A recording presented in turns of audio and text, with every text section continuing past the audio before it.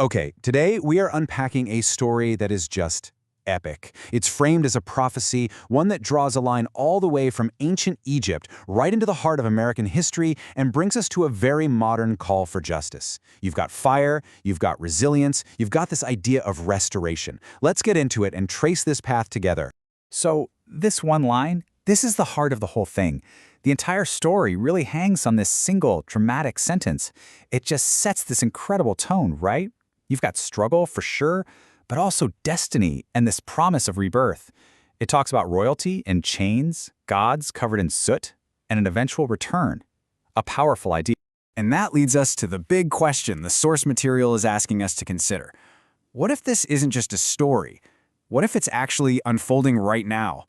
It's a challenge, really. It's asking us to look at a very specific part of American history, not as just a bunch of random events, but as something connected, as the fulfillment of this ancient prophecy.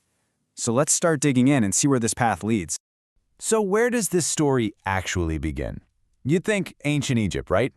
But no. It starts, pretty unexpectedly, right in the American heartland. The source material has this amazing name for this chapter: the Black Pharaohs of the West. It's all about how descendants of a displaced people started building their own new kingdoms, right there in a new land. So you have to picture this. After all the turmoil of the 19th century, Black Oklahomans, they weren't just surviving, they were building. They were establishing their own towns from the ground up. And this was this incredible act of self-determination. They created these spaces where they could have economic freedom, education, cultural independence, basically a world away from the hostility they were facing everywhere else.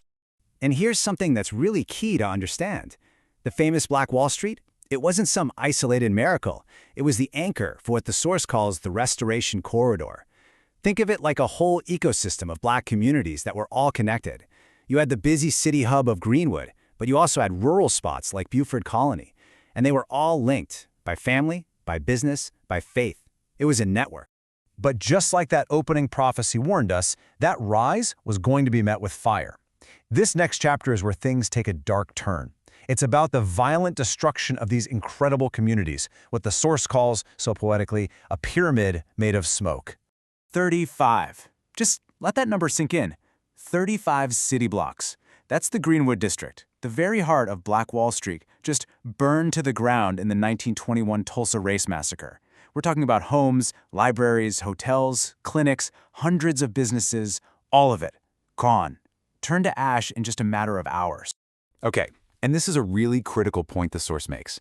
This wasn't just one terrible event. It was more like a two-part tragedy. You had the fire, right? The 1921 massacre. That was violent, immediate, it took over 300 lives and just leveled the entire district. But then what came after, for decades, was something slower, quieter, but just as destructive. A kind of erasure that happened through policy.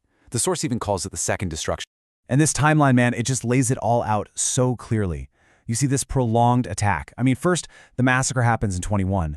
And what's incredible is that the survivors, they rebuild. They show this amazing resilience. But then come the federal highway projects. I-244 is literally built right through the middle of the community, splitting it in half. And it doesn't stop. Fast forward all the way to the 2000s, and they're using eminent domain, basically the government taking private land, to tear down what was left of the historic Black neighborhood in nearby Sand Springs. It was relentless. And yet, even after all of that, something survived. The memory, the spirit of these communities, it didn't die out.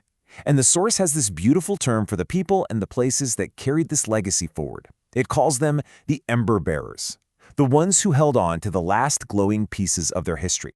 In this quote, wow, it's from a pastor, Roosevelt Gilden Jr., and it is just absolutely haunting. He's talking about the historic neighborhood of Little Africa in Sand Springs after it was demolished. Just listen to his words. They perfectly capture how total the physical destruction was. And when you hear that, you understand why holding on to the memory of it all became so critical. And this is what that memory looks like in the real world. In the middle of all that leveled ground, one institution said no. They refused to sell.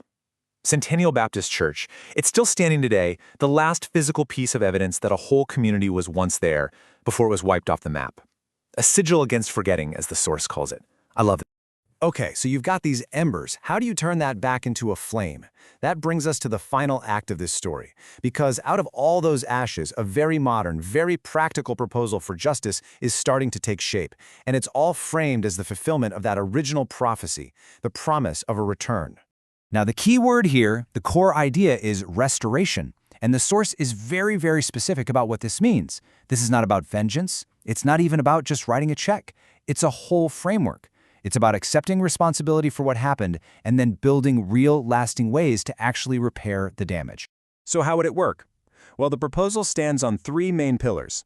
First up is local renewal. We're talking about reparative investment funds to rebuild community wealth and infrastructure. Second, and this is really interesting, is global connection. The idea is to create a diaspora digital bridge to link Tulsa with partners in places like Guyana and across Africa, for business and for culture.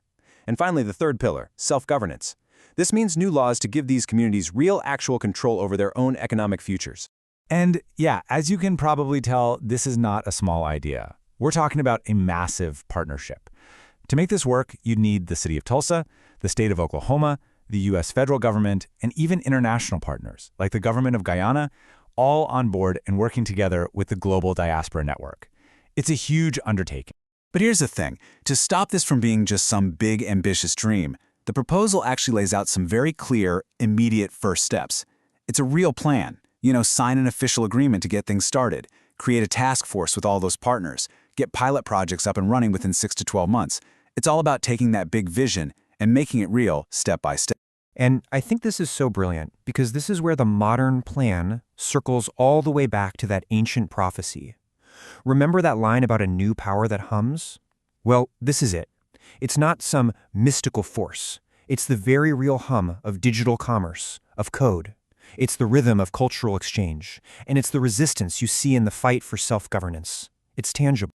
And that brings us to the end of the chronicle. The source material leaves us with this final, incredibly powerful image. It says that after all the fire and destruction, a new sun will rise, and the descendants of those who are scarred by the flames, they'll rise again too. But this time, they'll be wearing those very flames as crowns. So, that leaves us with one final big question. The source lays out this incredible journey, right? From prophecy to history to a concrete plan for the future.